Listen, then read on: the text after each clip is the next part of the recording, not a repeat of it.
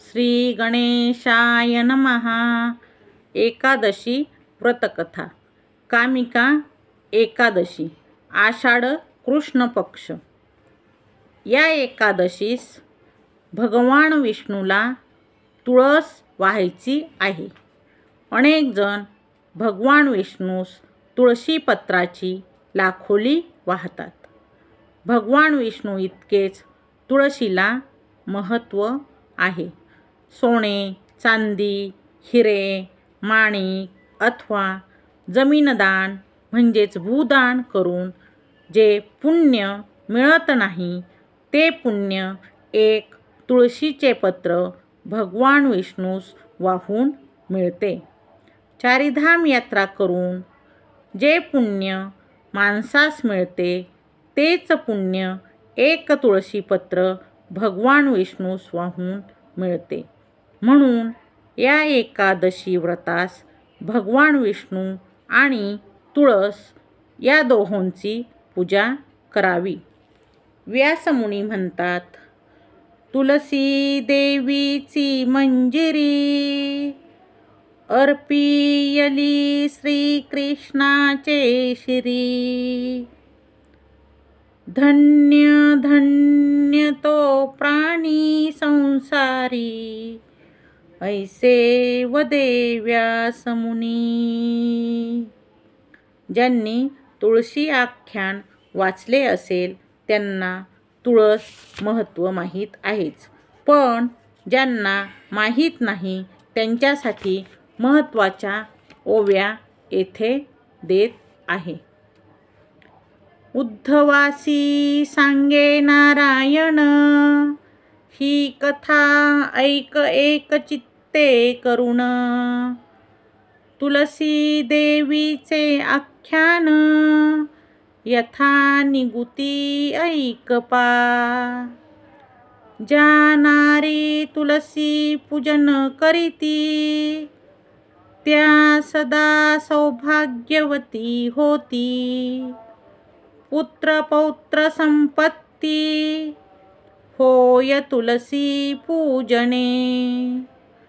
ज्या तुलसी पूजा चुकती, पुढील जन्मी सौभाग्य न पावती. हा वृत्तांत सांगे श्रीपती, उद्धवाला गोणिया. तुळसी मी अभेद्य दोणी, जो हरिकथा करीती नित्यानी.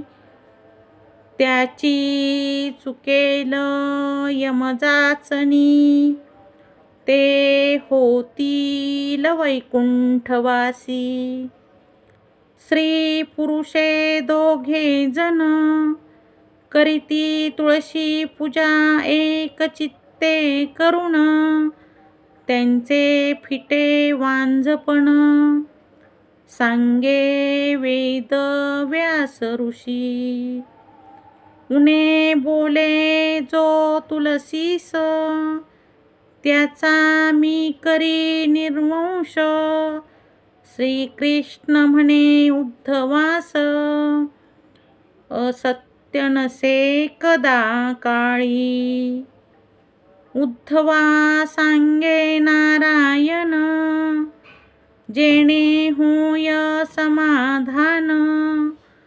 सांगतो माझे ठिकाण, होईल समाधान तुझे.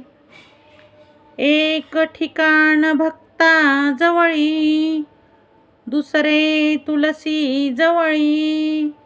तिसरे ठिकाण भक्त मेळी, सत्य जाण उद्धवा. संत नामदेव महाराज.